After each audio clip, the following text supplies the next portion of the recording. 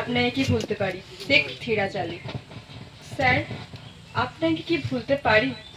একদিন টিউশন বন্ধ হলে কত বকাবকি করতেন সিলেবাস শেষ করতে দেরি হবে বলে। সকালে দেওয়া হোমওয়ার্কগুলো করতে পেরেছি কিনা সন্ধ্যাবেলায় ফোন করে খবর নিতেন। স্যার, আপনাকে কি ভুলতে পারি? শুধু আমার ভালোর জন্য আজ এখানে কাল সেখানে পড়তে নিয়ে গেছেন। পরীক্ষা শেষ হওয়ার সঙ্গে সঙ্গে বই জোগাড় করে দিয়েছেন, যাতে একটা দিনও পড়াশোনার জন্য আমার অসুবিধা না হয়।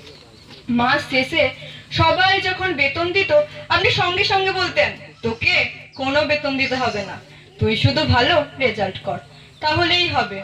স্যার, আপনাকে কি ভুলতে পারি? কঠোর পরিশ্রম করলে সফল হওয়া যায়, এটা তো আপনিই বুঝিয়েছেন।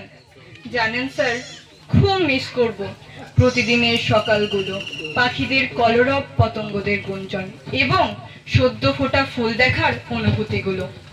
আর মিস করব আপনাকে। স্যার, আপনি তো শুধু আমাদের গৃহশিক্ষক নন, আপনি তো শুধু আমাদের হিতাকাঙ্ক্ষী নন, আপনি যে আমার চলার পথের সঠিক দিশারি। তাই সবকিছু ভুলে গেলেও স্যার, আপনাকে কি ভুলতে পারি?